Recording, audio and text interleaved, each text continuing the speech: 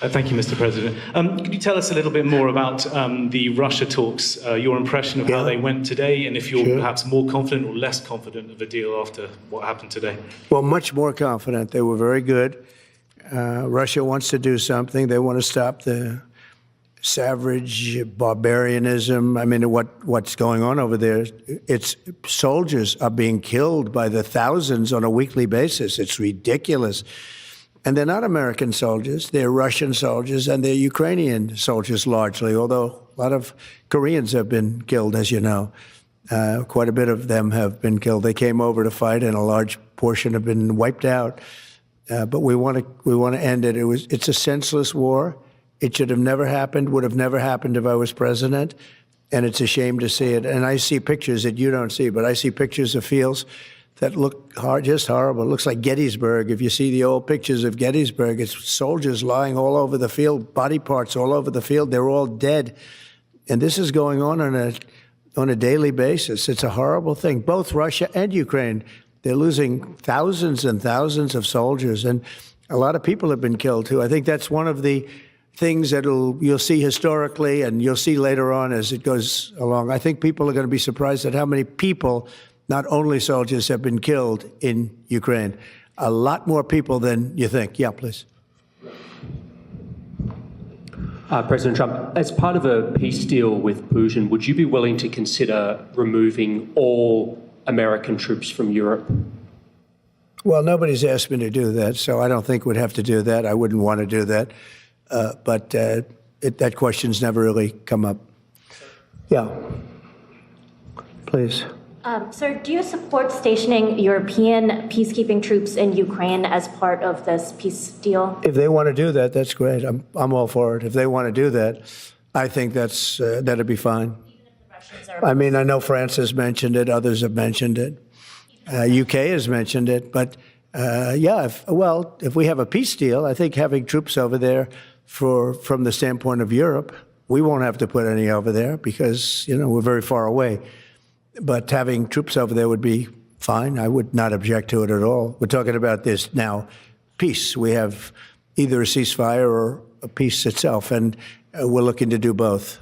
We'd start off with the ceasefire, and if they want to do that, I know France was willing to do that, and I thought that was a beautiful gesture. Yeah, please.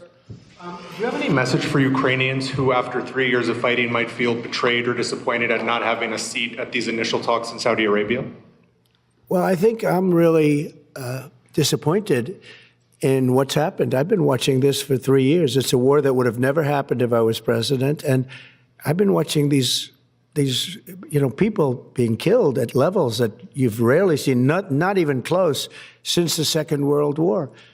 And I'm very disappointed. I hear that, they're upset about not having a seat. Well, they've had a seat for 3 years and a long time before that. This could have been settled very easily. Just a half-baked negotiator could have settled this years ago without the loss of much land, very little land, without the loss of any lives, and without the loss of cities that are just laying on their sides. You have those magnificent golden domes that are shattered, will never be replaced. You can't replace them.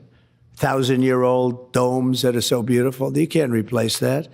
A whole civilization has changed because of what. So when they're worried about not being seated, you mean somebody that should have gone in and made a deal a long time ago.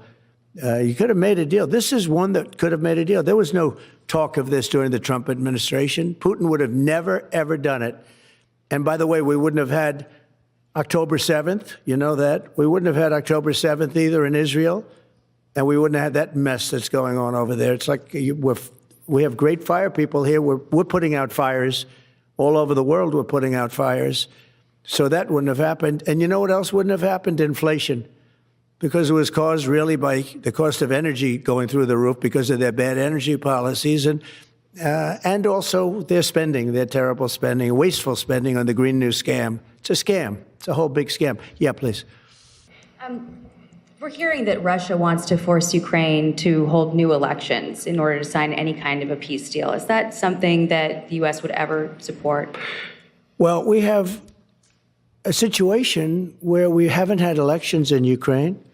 Well, we have martial law, or essentially martial law in Ukraine, where the leader in Ukraine, I mean, I hate to say it, but he's down at 4% approval rating, and where a country has been blown to smithereens. You got most of the cities are laying on their sides. The buildings are collapsed. It looks like a massive demolition site.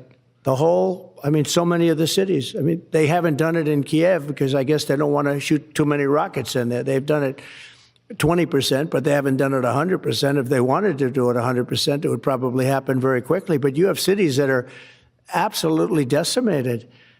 And yeah, I would say that, you know, when they want a seat at the table, you could say the people have to, wouldn't the people of Ukraine have to say, like, you know, it's been a long time since we've had an election.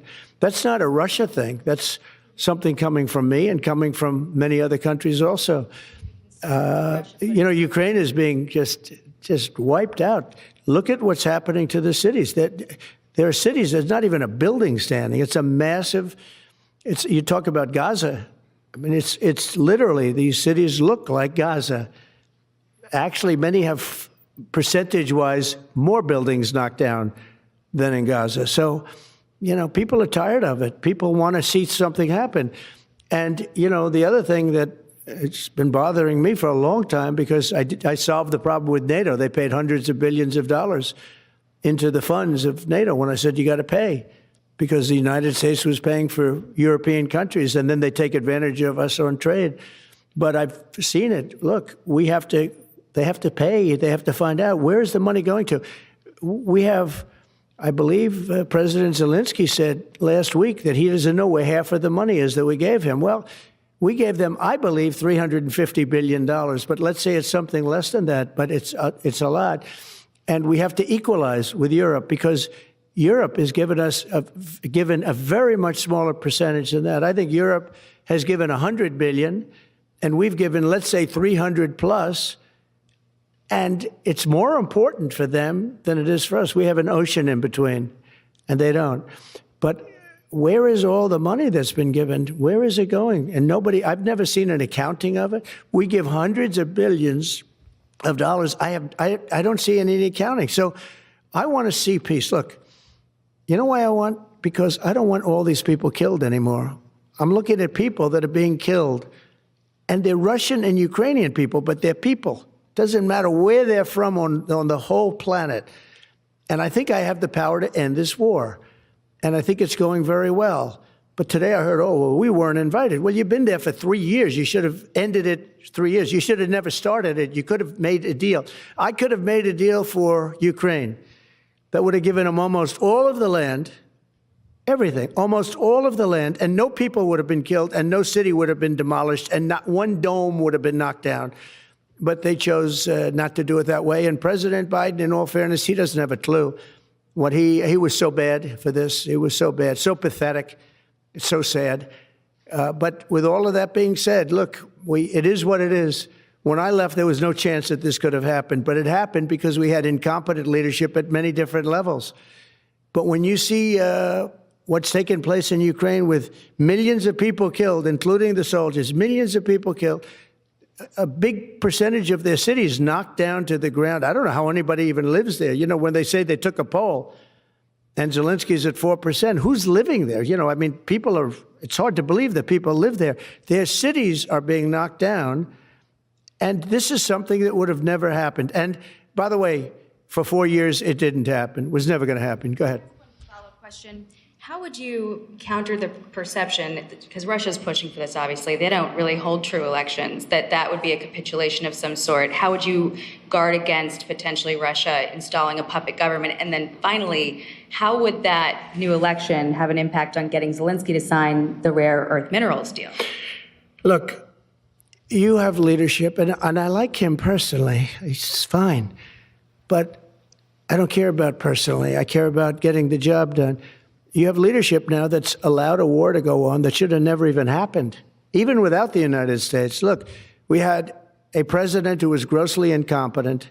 He had no idea what he was doing. He said some very stupid things, like going in for portions and all of the things. He made a lot of bad statements, but he's grossly incompetent, and I think everyone knew that. This is something that should have never happened, would have never happened. And I used to discuss it with Putin. President Putin and I would talk about Ukraine. It was the apple of his eye, I will tell you that. But there was never a chance of him going in. And I told him, you better not go in. Don't go in. Don't go in. And he understood that. He understood it fully. But I'm only interested. I want to see if I can save maybe millions of lives. This could even end up in a World War III. I mean, to be honest with you, you've been hearing now Europe is saying, well, I think we're going to go in and we're going to go. All of a sudden, you're going to end up in World War III over something that should have never happened. And, you know, it's a very sad situation. Yeah, please.